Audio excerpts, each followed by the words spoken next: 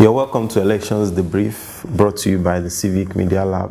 Today on the program, we have stakeholders in the last elections that will be sharing their experience with us. To my right is Mr. Gbadebo Rhodes-Vivour. He was the Senatorial Candidate of the People's Democratic Party, representing Lagos West. To my left is Mr. Abiodun Thorpe, the Director for Data Analytics and Election Monitoring for the AAC, African National Congress. And to my far left is Mr. Femi Owolabi. He's a reporter with the Cable Foundation. You're welcome, sir. Thank you. Thank you. So I'll start with you, Mr. Vivour. What is your overall impression about the just concluded elections? Well, I feel that the elections we just had, they were not free and fair. I feel that there are a lot of irregularities. Security agencies colluded with the ruling party to strategically suppress votes in certain areas, especially in Lagos. I can speak for Lagos West and some other parts of the country where you find a lot of situations where people are declaring inconclusive results, inconclusive elections, when we know for a fact that a certain party was leading. And I do not believe that it was coincidence that all these inconclusivities happened in places where the opposition party was in the lead. I feel that also when you look at the level and amount of petitions, election petitions that have been put out, you can see that there is a general dissatisfaction with the entire process. Yeah, so Kevin, it's clear that what we witnessed in the last few weeks is not something that we should be very proud of because it doesn't reflect the will of Nigerian people. Looking at the numbers strictly, regardless of the anomalies and the things that happened, and the clear incidences that emerge as a result of the elections, you realize that the numbers was significantly lower, the turnout was significantly lower than the 2015. That goes to tell you something, that people are losing trust in the system. Number one is costly. Number two is opaque. Number three, it is riddled with several irregularities, and as such, people are now beginning to realize that, look, this is not working. And then when that happens, it gives room for all kind of shenanigans. It gives room for all kind of backdoor things that will not make us proud as a nation, and that's what we witness. And I'm hoping, like you said, that the judiciary will, as a matter of urgency, correct a number of these things and see and reflect the will of the people. And as of right now, the elections have been concluded, and when I think about it, even as we speak, the breakdown of the election result is not available, even on INEC website, which is very disappointing. So, and we say, and this is something that we spent huge sum of money putting into it, and I am, as a citizen, I want to be able to see, okay, for Lagos Central, what is this local government figures? What is the distribution? I mean, they were all quote unquote publicly announced. Yeah. So where are the numbers? Let me continue from where you stopped. Recently we are trying to do. We found that some political parties may be deregistered if they do not secure any seats, be it in the local assembly, national assembly, or you understand. And now we wanted to know that going by this provision of the law, that how many parties would be left for 2023 election. And we've been combing the INEC data to see if we can lay our hands on the figures for this local government, the figures for this local government, because it's not going to be possible to deregister a party because they did not win any seat in the National Assembly, and then we later find out that they actually one local. So I think it's something INEC should work on. And I must say that some of us we feel so disappointed in the level of preparation. You know, over time, constantly they were asking the INEC chairman, "What is the how prepared is INEC?" And then, oh, INEC is prepared, this and that. And some of us, we've already mobilized ourselves. I remember I flew into Rivers State, and then, you know, we're set, my other colleagues, everybody, the resources.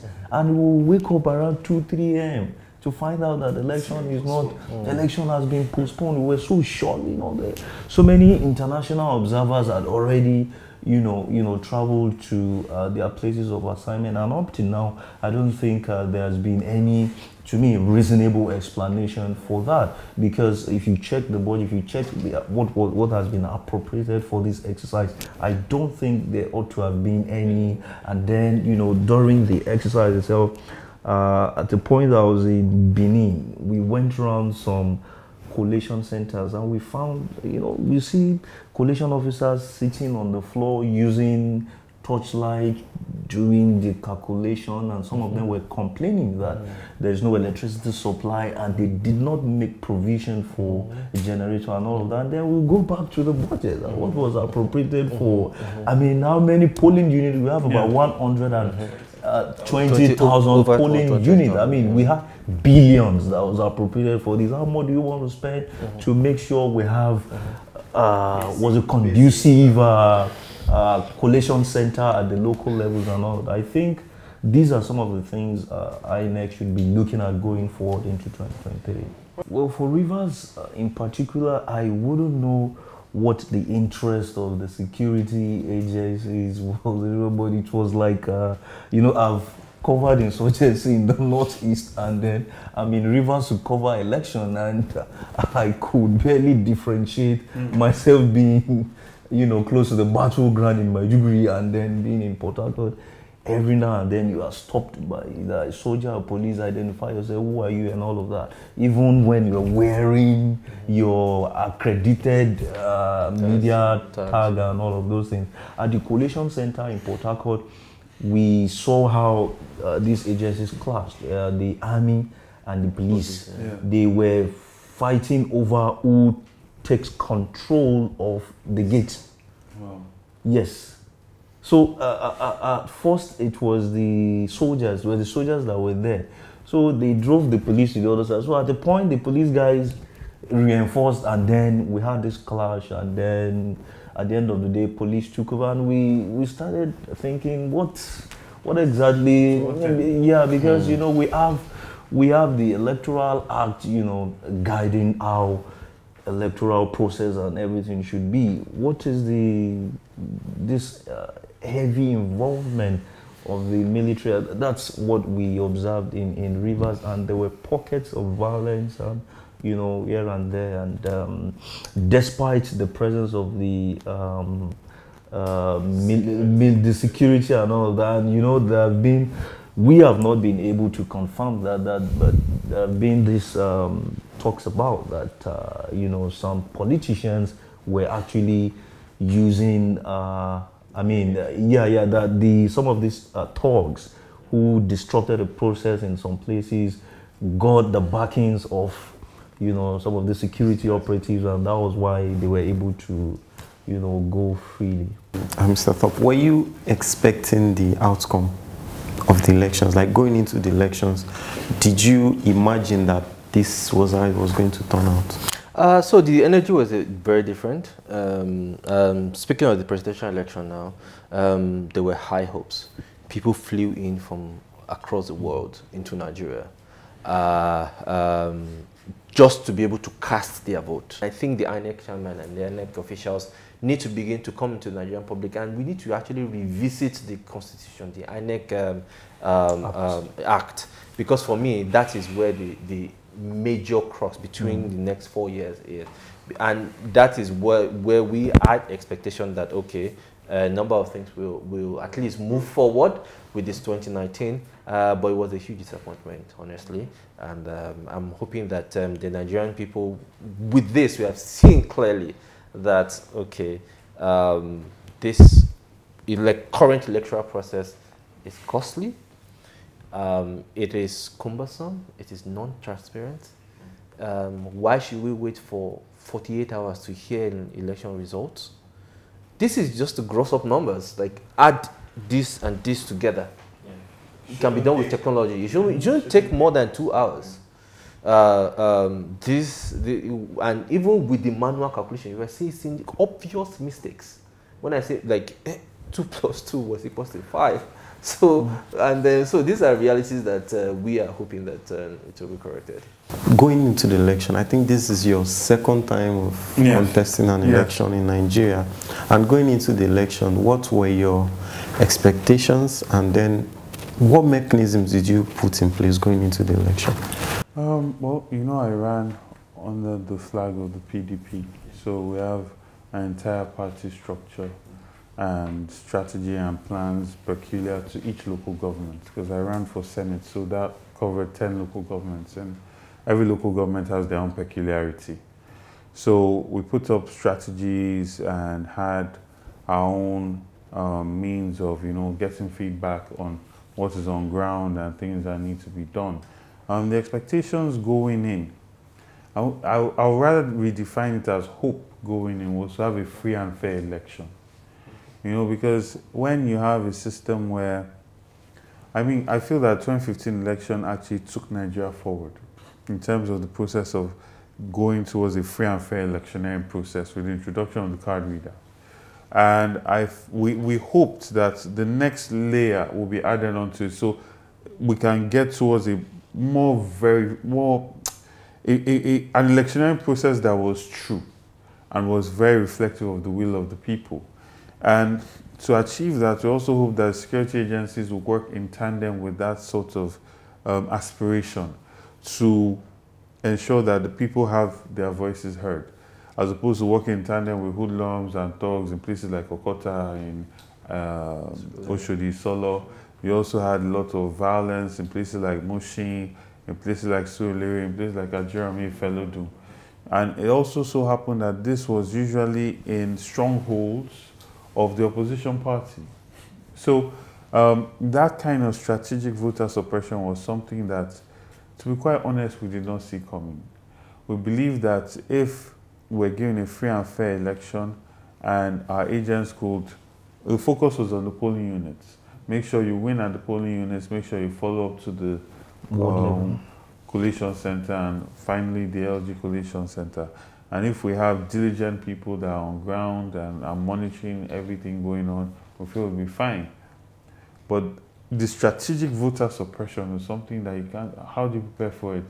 Except you prepare violence for violence, protect your people. But even at that case, imagine you have thugs coming all this way and snatching ballot boxes, and another party brings up another thugs to prevent that. The people that are voting are still going to run home anyway, because violence just, you know, suppresses people's desire to vote. And then there's a knock-on effect, because if you're in your house and you're planning to come out, or you're hearing there's violence, you won't come out. Even if you're watching the news or you're hearing something and you're even living in another ward, you will not come out, you know. Despite all of these issues you mentioned, you were able to come up with about 243,516 votes, which is like 80,000 difference from the eventual winner. From the announced. INEC announced. Okay. So how do you think all of these things played out for the result to be that close? Because many people wouldn't expect. You see, well, there are a lot of people that are sympathetic to the PDP as a party. A lot of people were showing their resolve and were passing a referendum on what they felt the government was from 2015. The referendum was based on the economy. It was based on security. It was based on quality of education. It was based on the hopes that people gave him that mandate with and what they got back in return after 4 years. It was based on a feeling of non-inclusivity for a lot of ethnic groups. It was based on so many factors that people felt very strongly about. The hope and change that people expected, a lot of them were disappointed. And that reflected in the results, at least in Lagos State. And I still have to emphasize that the results that you see that INEC announced, there was so much irregularity that pervaded it. There are people in court now that INEC have not been able to produce the results for their election, right? And it's very disappointing. And like I said, we are hoping that the judiciary, which is the last hope of the common man, after which is God, you know, will step in and set these things right. Because it will be very unfortunate if people internalize the idea that a ruling party can just do and undo and get away with it, so there's no point voting. There's this general belief with some of us outside that, okay, PDP had is the only match to APC, closest match to APC. And we expected that PDP would put in some sort of mechanisms. So I remember the AC party had an app that's supposed to like do a parallel tabulation for the election. We expected that PDP, with of course the influence and the money and everything available to the party, would do something like that to at least ensure transparency, even if it's not going to be 100% effective, but it's going to be like something to stem these issues of rigging, issues of announcing of the results. We expected that the PDP would put in all of these things just to counter what the APC is bringing up, but it didn't happen. I feel that there's always room for improvement. I also feel that, you know, the more AAC has the advantage of having a lot of young people in the party that are very technology savvy, that appreciate a lot of technology. In PDP, we had the situation room. At the same time, like I said, I feel that there is a lot of room for improvement. And I feel that with the influx of so many young people into the party, by virtue of the Not Too Young to Run bill that was sponsored by a PDP party member, these things will start to come to the fore. But let us also say that there's a lot that can happen on your computer screen that will have no relevance on ground on the day of election. You can believe that you have whatever results you have. Once a result is declared, you can only go and fight for it in court. So you can have your Excel sheet all you want. If you are not going to take the step to go to tribunal, that is your Excel sheet. It's not going to change what the INEC man announces. All you can do is make sure that your agents are there. They fight to ensure that, you know, the right results are announced. But how do you handle a situation like this where the collation center is in the local government? The local government is controlled by the ruling party. That they now determine who comes in through the gate. So you now find that by 12 a.m., 1 a.m., when they are finally announcing these results, which we need to understand why these things take so long. The whole place, they've allowed all their thugs and their hooligans in, and they have 3 or 4 people from another party. And then any attempt that you make to try and challenge results that they are trying to announce, people start threatening you. But why wasn't there something to take care of? At least we understand that at every polling unit, they always place the results. Yeah. So maybe just snapping the result that was posted or something that's simple. Of course, and that was done in certain places, but not every polling unit did they place the result. There are a lot of polling units where they refuse to announce the results until they could take it to the collation center. Okay. Lots of places where that happened as well. So there is no one size fits all. Okay. All right, you wanted to say something about it? Yeah. Okay. So first off, you asked the question, which was why PDP is regarded as one of, like, quote unquote, the biggest challenger to the incumbent, and why they need the kind of steps that AAC took. And then my friend, first off, I see little difference between APC and PDP. Very, very little difference. Vivur is my good friend. But one thing is very fundamental though. The app the African Action Congress created was to be able to track votes, results from polling unit level. Okay. Now, we studied the Electoral Act, and that was the basis at which the app came from. It wasn't that, okay, we just wanted to do something cool. Okay. It was because it was a law that each polling unit officer must announce and paste the results to show to everybody that this is what happened in this place. However, a lot of the time that wasn't done. And like you said, isn't that the case to take to maybe the tribunal or something like that? So once you don't have an evidence, what do you take to tribunal?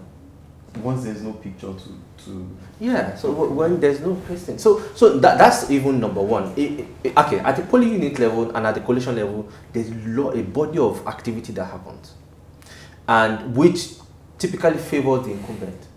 Okay. One of it is number of tags. Agents are supposed to be, each party is supposed to have an agent. Number one, on the day of election was when INEC was releasing tags, and they released about 40% of the required number for all of the parties. Okay. So instantly you are disenfranchised. Now INEC introduced something this 2019, so which means there's different classes of agents tags. So meaning that registration agents, meaning that you can only be at the polling unit level. You cannot enter the coalition center. So that alone, and when the coalition center now is at the local government that is being owned or run by the incumbent, what do you think? So these are the realities. So that is why we came up with a different mindset and said, look, we can actually do policies that will not cause Nigerians pain, that will increase confidence. If INEC, for instance, used our simple technology, we wouldn't have to wait for 48 hours to get election results. And I can tell you that is a testament to what happened at the coalition center. Why? Because that was where a lot of the anomalies happened. Because people, after voting, the natural instinct is to go home. And when they go home, then now remains the agents, the INEC officials, and the security agents. And in a situation whereby most of the security agents are being compromised by whichever alliance they in, then what do you think will happen? They then begin to have what is called redistribution of votes. And that's why I don't like to call it the election, because it wasn't.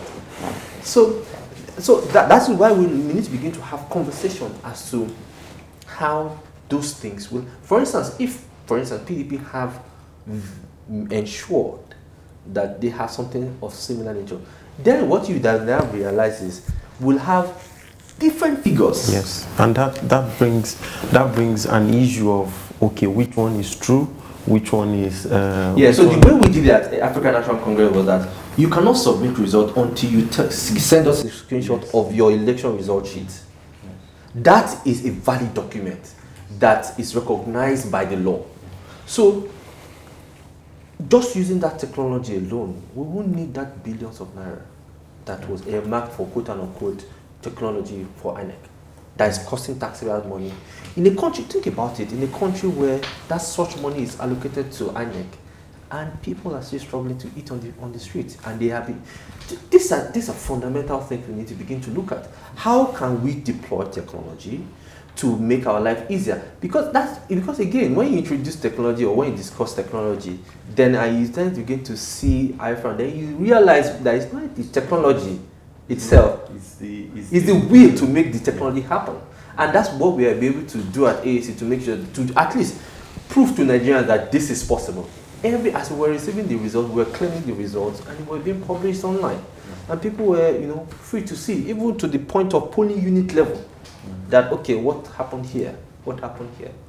I think I am worried about the punishment we subject professors to at the collation center. I was in. Sorry to stop to cut you, but it's even embarrassing to see professors. You see, doing this in Benin, we are the collation center, and we had many profs because it was already late into the night. These guys are a bit old. They were tired. They were straining their eyes. One prof forgot his glass. They had to step aside. The assistant to rush somewhere to go bring the glasses. They have to. And I'm like, we have these billions budgeted for the program, and each time a prof comes, most of the returning officers across local government, across or doctors, each time they come, there is this INEC tech guy imputing the figures they are rolling out in this software, the Excel sheets. Now, at the end of the day, if the prof gives the figure as maybe 1 million, and the summation on the guy's sheet is maybe below 1 million, above 1 million, there is another problem. So we'll have to see. So I was now thinking that, can't we have, for God's sake, we have 120 polling, Over 120. over one, we have the number, right? Can't we just do something that right from the polling unit, there's a mechanism that immediately we'll finish counting, just press APC, then AAC this, and then you press one enter button, and then there's a collation center in Abuja. Then again, after they finish, the overall returning officer for the state will take the manual sheets and then fly again to Abuja and then start reading. I mean, we can just sit down each, so we'll have all these maybe returning officer just sit down in one place in the state capital town. Then from local governments, they are imputing the figures. You are seeing it in the situation room. In fact, we can make it, we can put it on the live TV. People are seeing it to be so transparent. And in 5 hours after the end of the voting and all of that, we already know the result in Lagos, we know the result in Sokoto. I think going forward, these are the things INEC should really look at. Survival. Moving forward, let's say, what are the lessons from these elections for you personally, for your candidacy, and of course, what are the projections for you? Well, I think that the main lessons I learned from all of this is, you think you know Lagos, but you don't. You know, Lagos is huge, Lagos is big. Even though it looks small, it's one of the smallest states in the country, but there are places in this state that, you know, it's like a village. They don't have water, they don't have access to light. In Jagemo, for instance, there's no hospital in a trackable distance. They don't have any schools in the community, so people have to walk, you know, long distances to be able to get to school. And this is in Lagos. You have places where the holes in the road consistently allow for tankers to fall over, and people are saying Lagos is working. So, you know, I once read in a book a long time ago that nobody really knows a state more than a politician, because the politician is forced to go into all the cocoa because he's looking for votes, you know. And that was truly fascinating. Politics expands you because you interact with people, you meet people that you don't normally meet, and for that is something I'm very grateful for. In terms of moving forward, I'm really excited to see lots of younger people get involved in politics, joining political parties, you know, becoming a voice, standing up and not just complaining and ranting on Twitter, but actually getting involved, attending, even if it's CDA meetings or political party meetings, or becoming part of a movement, or campaigning and standing up for something. It's very important, because if all of us are quiet, this country is going to go to blazes.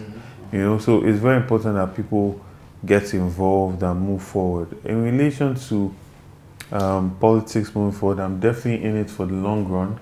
I'm not a holiday politician or fly-in and fly-out politician.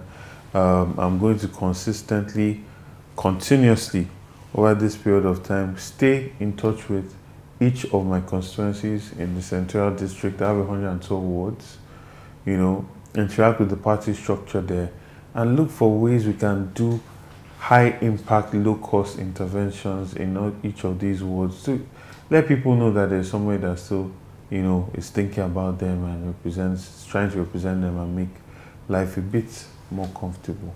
And also, it's very important that we recognize that governance is a two-way street. It is not something where you just come and vote and then keep quiet for 4 years and come back again and vote. No, we need to put the government on their toes. We need to highlight places where they are failing, also give them credit where they are doing well. And let our conversation and the narratives that we, use our social media for, be things that push government to act, you know. So that's what the future holds. Okay, so Mr. Thorpe, AAC, moving forward, first, what are the lessons for you, the things you learned, the shockers, everything together, the lessons for you, and then what's next for AAC? What should Nigerians expect from AAC? Okay, we all have a common problem.